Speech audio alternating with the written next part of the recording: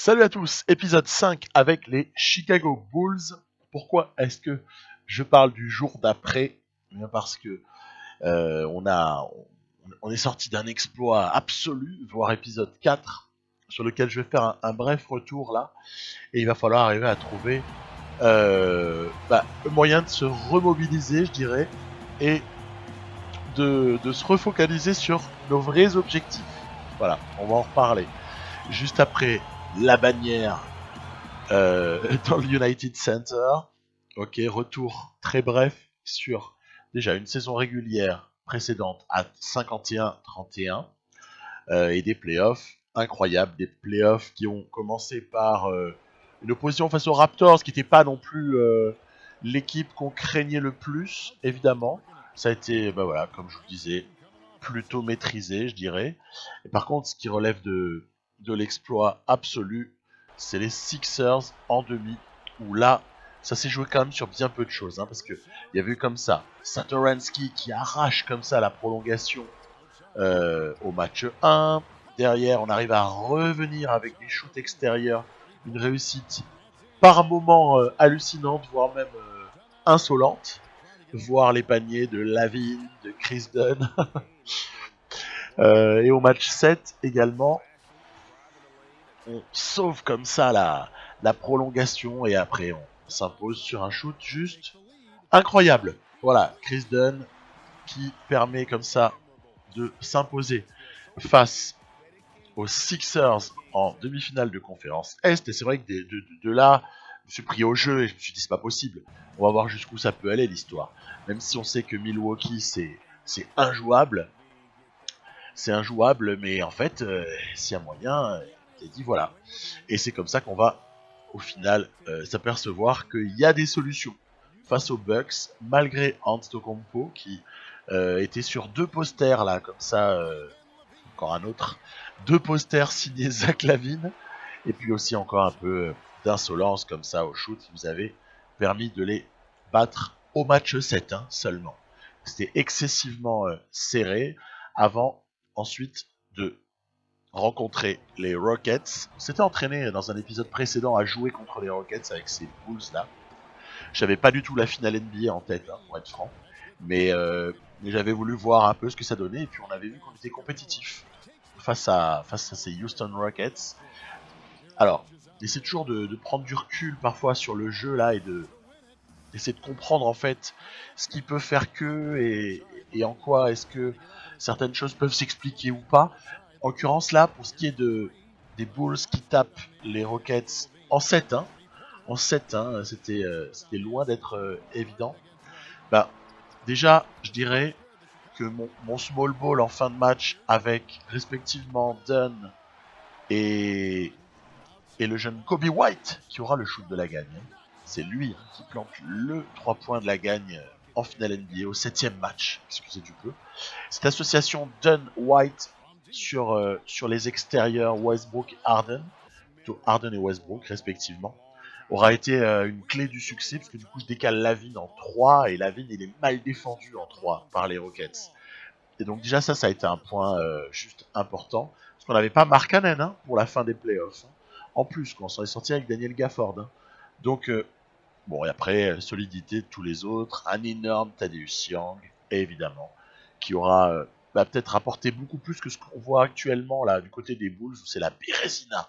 C'est affreux ce qu'on voit, je pleure à chaque match, ou presque. Et MVP des finales, Zach Lavine. Qu'est-ce qu'on va faire pour digérer l'exploit?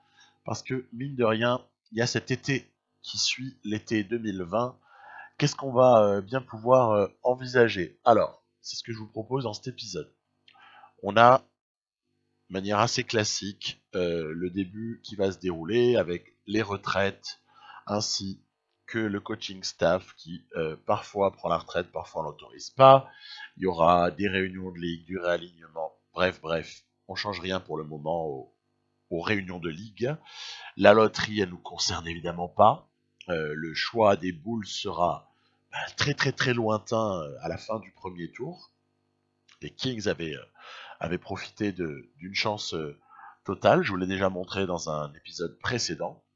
la ligue pourrait un petit peu se rééquilibrer à certains égards. Ça, c'est ce qu'on découvrira là au cours de cette année 2020, qu'avec quelques nouveaux joueurs, plus quelques mouvements, il y a peut-être de nouveaux équilibres qui peuvent se faire. Voilà, on recrute peut-être un meilleur préparateur physique, puisque le nôtre était en fin de contrat. On va prendre un bon assistant pour Jim Boylan IRL qui me fait pleurer, qui me fait saigner des yeux sur ses rotations, sur ses choix, mais qui, allez, j'espère que la mayonnaise peut prendre quand même enfin, parce que il y a vraiment, vraiment tellement de choses que les Bulls peuvent faire et qui se retrouvent pas loin de pouvoir faire, mais qu'ils ne font pas. Bref, on avait un 30e choix du premier tour, et ce 30e choix, je ne l'ai évidemment pas utilisé pour aller chercher ni Cole Anthony, ni Wiseman, ni tout ce qu'on peut imaginer, même la Melo Ball qui aura été pris en 10 sur cette draft, ni Akiwa qui est à Miami, puisque Miami avait fait une saison pourrie. J'avais commencé bien sûr au début, c'était pas un commencer maintenant, c'est pour ça que Miami avait fait une saison aussi pourrie. En gros, leurs bons joueurs, leurs bons rookies notamment, étaient très mal évalués par le jeu. Et ouais, mais ça évolue tout le temps. C'est ça aussi qui est bien sur NBA 2K, c'est qu'ils nous font tout le temps des mises à jour. Mais bon, quand vous avez commencé votre partie en septembre, eh ben, fatalement, vous subissez certains trucs. On va aller chercher Amar Silla, qui me paraît avoir à 2,06 m, peut-être il est un poil sous-dimensionné, mais par contre, il peut être un jeune, on verra, ça se trouve ça donne rien, mais ça peut être quelqu'un qui peut prendre des minutes derrière Gafford pour occuper comme ça dans la raquette des moments où Markkanen et Carter ou Carter ne peuvent pas nécessairement jouer, voilà. Et puis on a aussi parfois des blessures, on verra que dans cet épisode même, il y a parfois des choses à gérer. C'est pas toujours évident d'arriver à gérer les blessures. Bon, voilà, quelques bons rookies par-ci par-là, Sharif O'Neal, Nico Mannion. On pourrait aussi citer Moore là. Il y a des bons mecs, il y a de quoi faire dans cette classe de draft. Bon bah nous évidemment on n'a pas hérité des meilleurs, c'est normal. On va proposer un contrat à Silla, je l'ai fait. Et puis il y a aussi les options à gérer avec notamment l'activation de l'année en option joueur de Otto Porter. Après, évidemment que les autres, je les active. Je ne vais pas me débarrasser de mes jeunes que je cherche à développer. Par contre, il y en a un qui arrive en fin de contrat. C'est Chris Dunn. Chris Dunn, forcément, je resigne.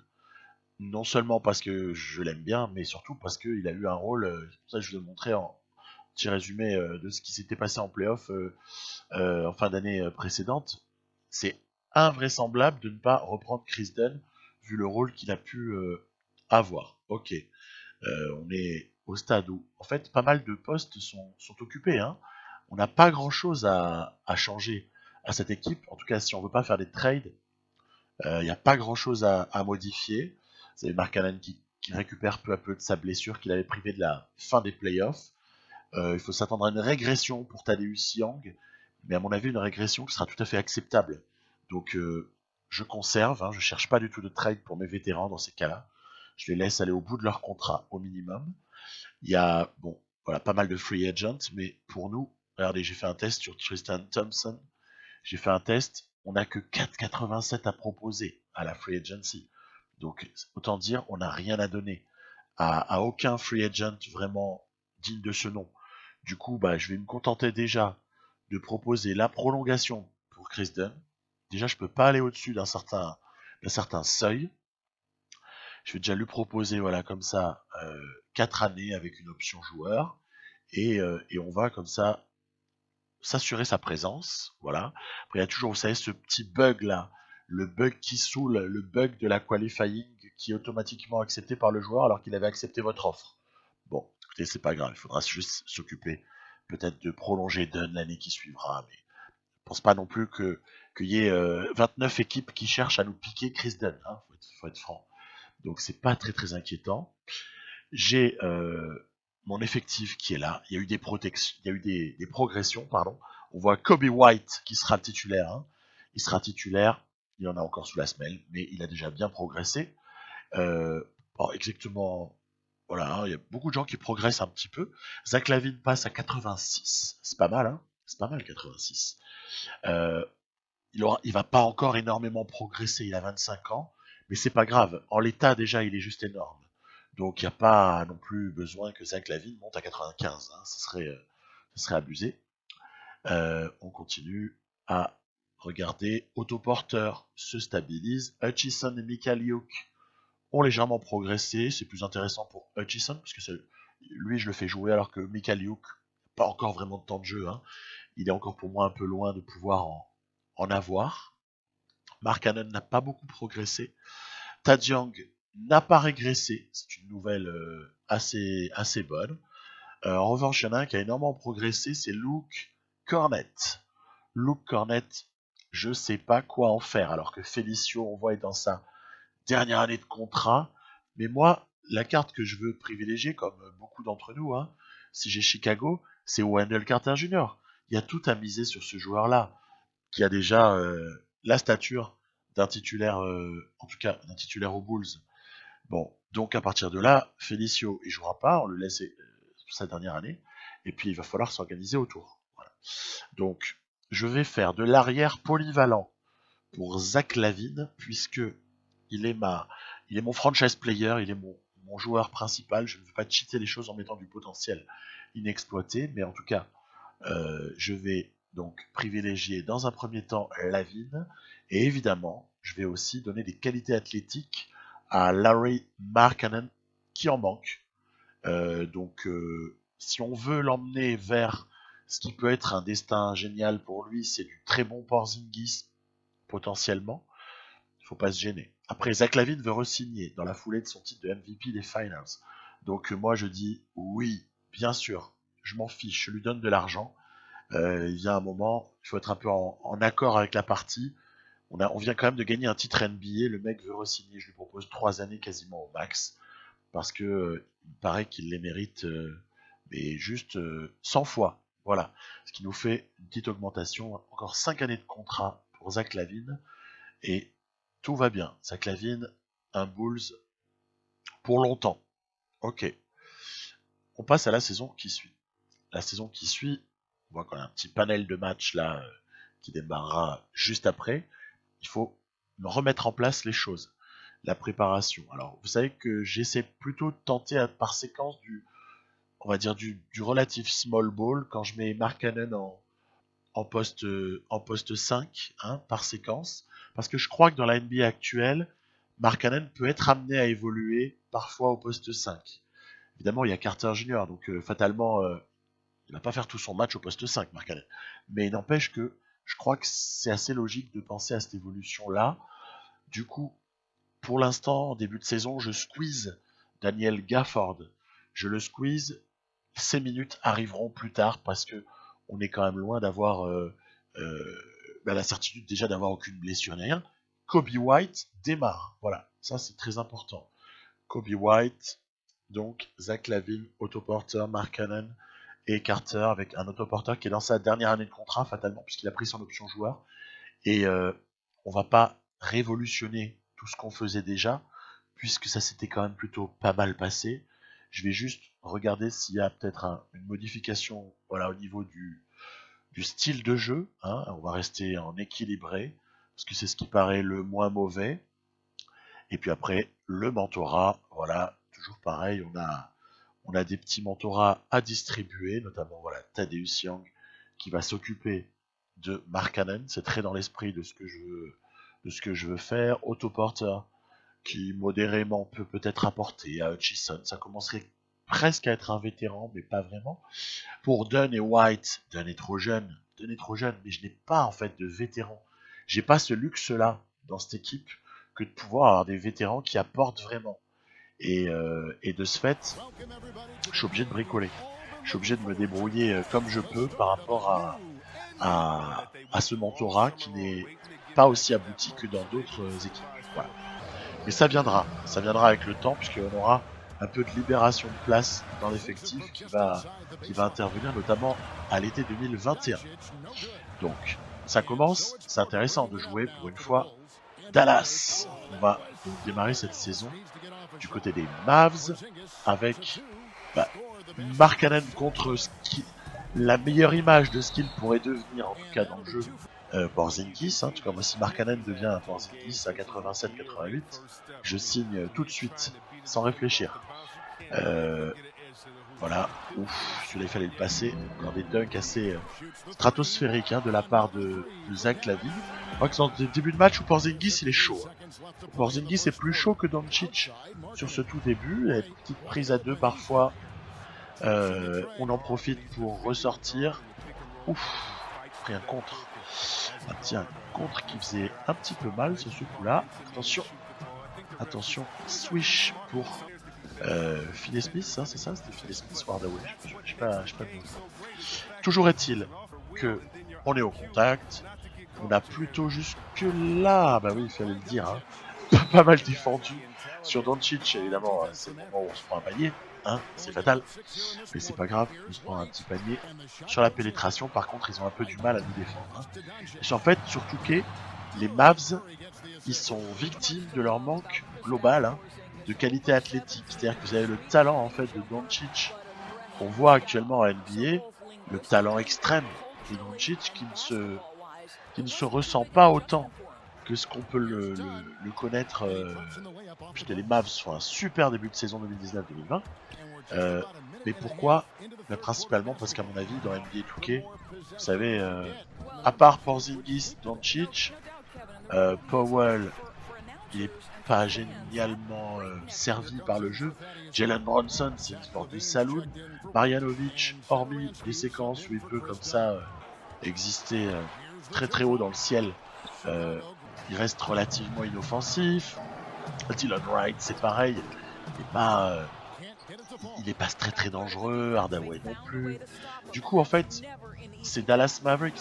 Si on voulait qu'ils brillent, il faudrait les prendre soi-même, jouer des matchs et tout. Je pense qu'il y a moyen de faire des trucs assez sympas. C'est Curry aussi, voilà, qui est super utile en spot-up shooter, par exemple. Regardez, ça je voulais vous le montrer. La séquence qui tue Marjanovic qui remonte le ballon et qui va tenter d'aller au cercle. Quand même, faut arrêter là. C'est plus rigolo qu'autre chose, c'est pas possible. Bref, on est sur le point de faire une jolie fin de se provoquer en tout cas une jolie fin de match, même si là à l'instant c'est revenu par Brunson. Attention, on va peut-être pas non plus jouer aux idiots. On est en train de les laisser recoller.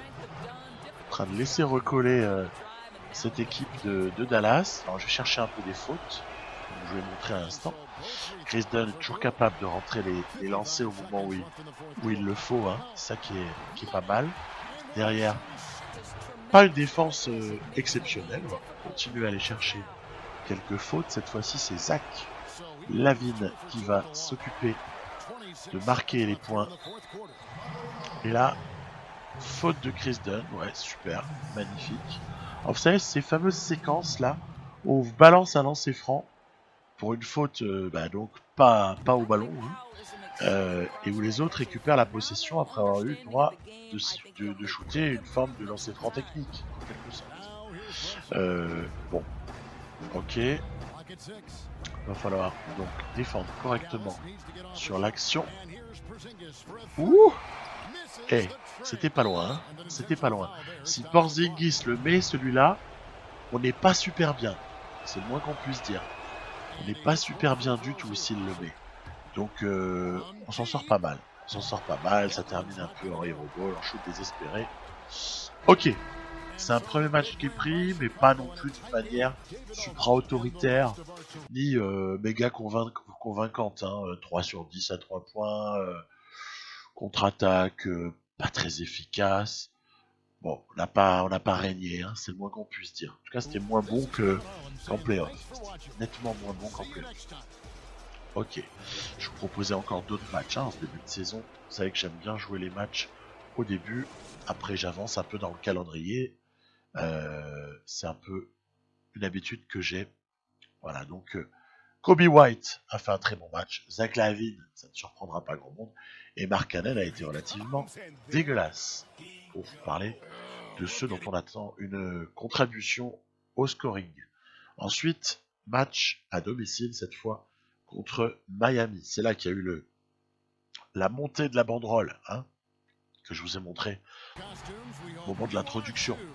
Montée de la banderole face à cette équipe de Miami qui a recruté John Wall. Énorme, ils ont fait un trade, visiblement. Il y a fait un trade. Ils ont récupéré John Wall et donc ils se retrouvent avec un 5 qui est pas dégueulasse, hein, parce qu'il y a Adebayo, il y a leur rookie Akiwa et vous avez ensuite Justice Winslow avec Jimmy Butler et John Wall pour ce qui est des externes. Donc ça nous fait une équipe de Miami qui est compétitive. En tout cas, qui est relou à attaquer. Je parle hein, donc attaquer la défense de Miami, hein, parce que en fait John Wall ça défend plutôt pas mal. Jimmy Butler, bon, on ne peut pas en parler. Justice Winslow, c'est pareil. Ce sont des gens qui sont assez connus, hein, ils sont référencés. Et Adebayo, quelqu'un qui est plutôt dissuasif. Voilà, il reste donc peut-être éventuellement le rookie Akiwa, qui peut être une énigme. Hein. On ne sait pas tellement quel est son niveau. On va voir si Markkanen, notamment, ou Tadeusz Young est capable de le mettre en défaut. John Wall qui nous fait une magnifique action. On est en train de le perdre, hein, ce match. Hein. On est en train de faire on est en train de refaire, le coup du champion qui se fait taper à domicile pour le premier match de la saison de retour devant son public. Hein. Heureusement. Allez, on reviendrait plutôt dans ce troisième quart autoporteur. Yes, ça rentre, ça permet de repasser un petit peu devant, en tout cas d'être au contact. Pénétration, Zach LaVine pour aller chercher des points relativement faciles. Carmelo. Et oui, parce qu'il y a Carmelo Anthony du côté du Heat. En fait, c'est rigolo, hein, le recrutement qui a été fait a été vraiment excellent. En tout cas, si j'avais pris Miami, c'est quelque chose qui aurait pu m'amuser beaucoup, d'aller chercher John Wall et d'aller chercher Melo. Bref, allez, évidemment, il y a la défense. La défense, on la connaît. La défense de l'ami Dunn, piquer la balle. Derrière, ça ressort. Tyler Hero, peut-être un peu juste au niveau de la pression défensive là, qu'il avait pu mettre sur Kobe White. Vous avez vu, je termine les matchs en small ball. Hein. Small ball. C'est quand même un faux small ball, puisqu'il y a Tadeusz Young, mais quand même. Hein, je termine avec Zach LaVine au poste 3. Voilà, c'est ça le changement. Mais ça, je l'avais aussi fait sur la fin des playoffs. J'en parlais précédemment. Et surtout, c'est un moyen pour moi d'avoir sur le terrain, dans le money time, d'avoir Dunn et White sur les deux extérieurs, poste 1 et 2 adverses. Zach LaVine, et puis si vraiment j'ai un mutant au poste 3 à défendre, eh ben je m'adapterai. Et on verra à ce moment-là de modifier pour certains matchs. Alors je ferai rentrer autoporteur, mais qui est pas un super défenseur. Hein. On se souvient que pendant toute une partie de sa carrière, qui n'est pas non plus hyper longue, mais quand même autoporteur c'est quelqu'un qu'on connaît.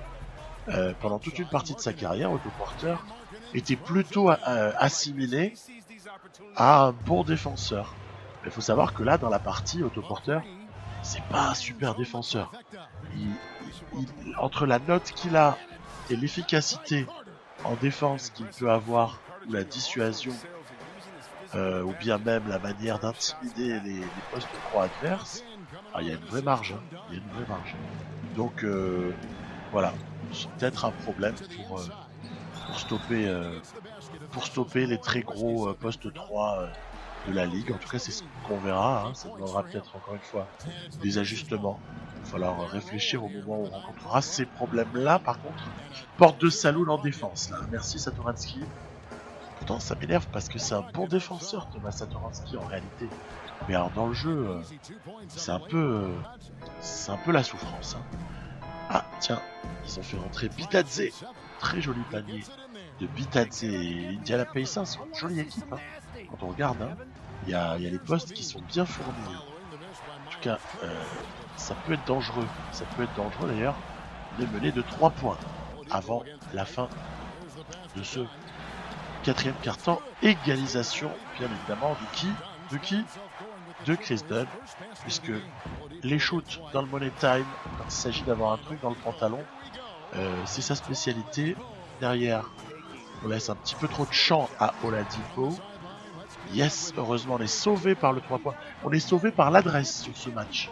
On n'est pas vraiment sauvé par la défense. C'est rare parce qu'on avait plutôt pris l'habitude de construire nos succès sur la défense. Et là, on les construit. Voilà, il y a une contre-attaque quand même qui provenait d'un joli stop. Mais ce match a été plutôt gagné sur une certaine adresse à un certain moment. Et non sur les qualités défensives habituelles. Voilà, on a réussi à sortir la balle. Ils choisissent de faire faute, ce qui est logique. Hein, il y a encore le temps pour eux. Ouais, bah il n'y a plus le temps. Il n'y a plus le temps avec le lancer de Zach Lavine. Voilà, ficelé, terminé. Donc on va enchaîner par une troisième victoire face aux Pacers. Pacers, un adversaire potentiel hein, dans la conférence Est. Je vous parlais d'adresse. Il se trouve qu'on a vu les deux seuls paniers à 3 points du moment où on a eu de l'adresse. Mais pour le reste, c'était pas génial. C'est juste qu'on en a eu en fait au moment où ça a fait la diff. Mais sinon, c'était quand même globalement un match de maladresse des deux côtés, à part Oladipo qui a été stratosphérique, mais quand même Brogdon, Warren aussi, non. Pas des masses contribuées. Jeremy Lamb aussi n'a pas été phénoménal. Bref, voilà. On enchaîne avec un match dont je vous ai déjà montré un aperçu dans l'épisode 4 avec les New York Knicks, sauf que souvent quand j'ai comme ça un match que je peux proposer 2 fois, j'essaie de choisir des séquences différentes. Voilà. Donc la majorité des séquences que je vais vous montrer sont des séquences qui n'étaient pas dans l'épisode des Knicks. J'avais pris la manette avec les Knicks parce qu'ils jouaient à domicile. Et donc, c'est aussi l'occasion de tester quoi? Tester ce que donnent les Bulls gérés par l'IA contre moi avec la manette avec les Knicks. Donc, c'est pas terrible, là, on défend pas très bien du côté des Knicks. On se retrouve avec aussi de la dissuasion, on n'est pas surpris. Sur quelques tentatives un peu naïves, hein. Celle-là était naïve, celle de Marc Gasol. Attention, il est leste au rebond, hein, Wayne Carter. Et puis la no-look pass aussi de Kobe White sur l'action précédente était assez sympa. Attention, voilà, ouais, on a Zach Lavine qui va à un moment donné prendre légèrement feu. Regardez, il y a une petite sortie d'écran là, voilà. Terrible efficacité de Zach Lavine qui permet comme ça aux Bulls de prendre une certaine avance. Thad Young dans le shoot à mi-distance. Et ce n'est pas l'adresse des Knicks qui les aidera beaucoup dans ce match-là, puisqu'ils avaient été assez maladroits. Toujours délicat. Hein. Est-ce que on croit plutôt en la maladresse qui arrive, hein, comme au basket, hein, genre vos paniers, vous les mettez, il est beau celui-là. Hein. Très jolie finition de Zach Lavine. Est-ce qu'on croit en la maladresse des Knicks ou est-ce qu'on va tout de suite se mettre dans la tête que c'était aussi lié à la défense des Bulls? C'est vraiment toujours la problématique. Hein. Moi, je pense un peu des deux sur ce match-là. Un peu des deux. Et il y aura une fin un peu folle dans laquelle Chicago va se relâcher pour permettre aux Knicks d'avoir quasiment le ballon. Ah là, de l'égalisation. Le shoot était un peu contesté, c'est pour ça que je dis quasiment. Hein. Mais il y avait moyen peut-être encore d'aller en prolongation, ce qui n'aura pas été le cas. Donc assez bonne gestion par l'IA des Chicago Bulls sur ce match. Et on va continuer en avançant un petit peu sans avoir... Regardez, je vous propose quelques ralentis qui témoignent de l'intensité de la lutte. Il y avait du bon Randall, du bon Barrett, mais en face, un Zach Lavine toujours en mode patron, un Mark Cannon en mode je prends tous les rebonds, et puis ça avait plus ou moins suffi. Il y avait eu Hutchison aussi qui avait fait pas un mauvais match. On enchaîne. Simcast avec une visite du côté du Magic pour une 5e victoire d'affilée. Réception dans la foulée des Sixers. Réception des Sixers. On est à 5-0. Qu'est-ce qu'on va bien pouvoir faire en simulation? Sixers, très forte équipe, hein, elle est toujours autour de la même ossature, hein, celle qu'on connaît. Hein. Bon bah voilà, 6 victoires, 0 défaite après avoir pris les Sixers. Et là, c'est la tuile totale, puisque pour moi, Chris Dunn dans le système, il est essentiel en fin de match. Ça m'oblige à repenser tout, parce que je peux pas rester dans mon small ball de fin de match. Hein, donc C'est pas évident, je suis obligé même de donner quelques minutes à Archie Diacono, parce que force est de constater que je me refuse à utiliser Cornet, d'accord? Parce que pour moi, il n'est pas dissuasif. Je m'en fous d'avoir un stretch 5 comme Luke Cornet. Je le garde juste parce qu'il a progressé et que je veux être en mesure... Tiens, on a perdu un match du coup, forcément. Je veux être en mesure de faire un trade à un moment donné pour Cornet. Je vais m'en débarrasser. Simplement, je réfléchis. Quels sont mes besoins? Honnêtement, poste 4 et 5, on s'en sort avec Gafford, Young, Carter, Warkanen. Donc on s'en sort. Y a même le jeune Silla qu'à la limite je ferais rentrer dans la rotation alors que j'ai prévu plutôt de le laisser progresser à l'entraînement pendant la saison. Donc vous voyez, c'est pas tellement dans l'intérieur qu'on est pauvre. S'il fallait discuter du roster, évidemment, l'endroit qu'on peut vraiment améliorer, c'est le poste 3, puisque l'autoporteur casse pas des briques. Ouais, mais pour autant, je tiens quand même à aller au bout de son contrat. Vous savez qu'à l'été 2021, il y a plein d'opportunités qui peuvent apparaître. Hein, la ligue va être remplie de joueurs de grands talents qui seront en fin de contrat. Donc c'est peut-être plutôt là que je veux renouveler le poste 3. On pourrait s'amuser à faire les rêves les plus fous. Il y aurait Paul George, Kawhi Leonard, etc. On va se calmer. Peut-être même Yanis. Bref, Yanis c'est plus un 4 maintenant, un 4-5 quasiment, comme dans le jeu. Mais quoi qu'il en soit, pour moi les besoins essentiels ils sont plutôt au poste 2, parce que derrière Zach LaVine, je suis toujours obligé de mettre Kobe White, Chris Dunn et Satoransky aussi a pas mal de minutes. J'estime que peut-être qu'on aurait besoin en fait d'un poste de backup. Bon, du coup je cherche, ça n'empêche pas d'aller jouer des matchs. Celui-ci là qui arrive du côté de Milwaukee est un test, en plus d'être un sommet de l'Est. C'est un test. Quelle sera notre capacité quelques mois plus tard à faire face à toute l'agressivité et le côté inarrêtable de Yanis Antetokounmpo? Bon bah on va vite avoir une réponse. Hein. Pas besoin d'attendre très longtemps. Alors c'est vrai qu'on arrive à plus ou moins dérouler nos séquences en ce début de match, mais avec quand même pas mal de contestations. Regardez là, Melo Ball, il est intéressant. En fait, ils se sont bien renforcés les Bucks. Allez, je vais vous faire une confidence, c'est moi qui les ai renforcés. Parce que j'avais envie que la partie elle soit encore plus délicate. Je voulais en fait que, de la même manière que j'ai fait re-signer Anthony Davis aux Lakers à l'intersaison, je voulais pas qu'il se barre. Parce qu'en fait, je sais pas si vous avez vu ma partie avec les Spurs. Avec les Spurs, j'ai eu la délicate surprise de voir qu'Anthony Davis était allé signer aux Knicks. Je n'y crois pas.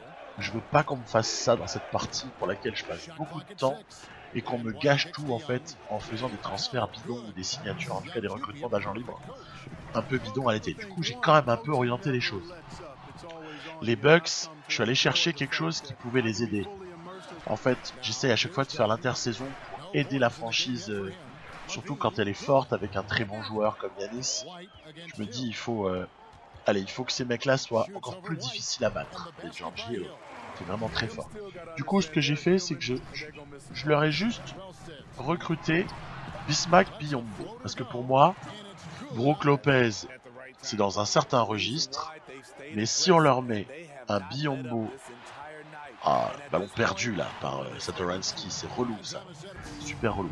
Si on leur met un Biyombo dans la raquette pour dissuader, prendre des rebonds et venir compléter, je dirais, la présence de Yanis aussi qui est injouable, bah ça peut donner ce genre de truc. On s'est fait éclater. Vous savez quoi? Je suis content. Je suis content de m'être fait éclater parce que ça prouve qu'il va falloir réfléchir encore plus la fois prochaine au moment où je jouerai les Bucks. Parce que ces Bucks là ont l'air encore meilleurs que ce qu'ils ne l'étaient la saison précédente. Bah tant mieux. Surtout que là par contre c'est pas moi, hein, à la draft ils ont pris Lamelo Ball qui est tombé en 10. Ils avaient un 10e choix qui venait pas des Bucks, hein, qui venait d'ailleurs. Et du coup, pas mal pour eux. Allez, parenthèse Bucks terminée, on s'est pris une tôle, et en plus on a Kobe White qui ressort de ce match-là en étant blessé. Donc, bah ouais, ça m'oblige quand même à changer les plans. Et pour être franc, ça m'embarrasse. ça m'embête énormément. Pour moi, là, il y a trop de minutes à Satoransky. C'est pas possible. Du coup, je cherche enfin à trouver une solution par rapport à ce que je vous avais dit précédemment. Je vous avais parlé, rechercher un poste 2 en échange de Cornet. Mon choix s'est porté sur Josh Hart. Et on a de quoi agrémenter la venue de Cornet. Moi, je suis sûr que les Pelicans, si vous leur filez un premier tour, même si ça donne un choix entre 15 et 20 ou entre 15 et 25 à la draft qui suit, je suis sûr qu'on peut avoir Josh Hart, surtout si on leur file un joueur qui est d'un profil, en l'occurrence, dont ils ont besoin, vu leur roster. Donc j'ai tenté un peu de financer en grattant des deuxièmes tours, ça marche pas. Vous allez voir ça de suite, ça marche pas. L'IA, elle a pas envie de me filer un deuxième tour de draft en échange. Mais c'est pas grave, on va le filer en sec, on va prendre Josh Hart, et en échange, on va envoyer Cornet plus le choix 2021 des Bulls. Je n'en ai pas besoin, j'ai déjà beaucoup de talent. Je vais envoyer en G-League un peu Michael Youk, parce que je veux qu'il se renforce un peu. Il est trop juste pour la rotation. Et du coup, on a plus de compétitivité. Ce trade, pour moi, là, la venue de Josh Hart, elle peut vraiment nous servir énormément, parce qu'en fait, le garçon est polyvalent. Josh Hart, c'est un joueur que vous pouvez quasiment aligner 1, 2 ou 3. Et du coup, franchement, c'est tout ce dont j'avais besoin pour muscler un petit peu le roster, muscler le banc, hein, en l'occurrence. Avoir peut-être, allez, un joueur de plus qui peut vraiment être fort par séquence. Et c'est sur ça qu'on achève l'épisode 5, donc avec ces Bulls. On se retrouvera voilà, dans quelques temps avec la suite qui sera l'épisode 6 dans lequel on essaiera d'avancer de manière assez conséquente. La saison testera un petit peu un certain nombre de choses. Voilà, je vous dis à plus. Bye bye.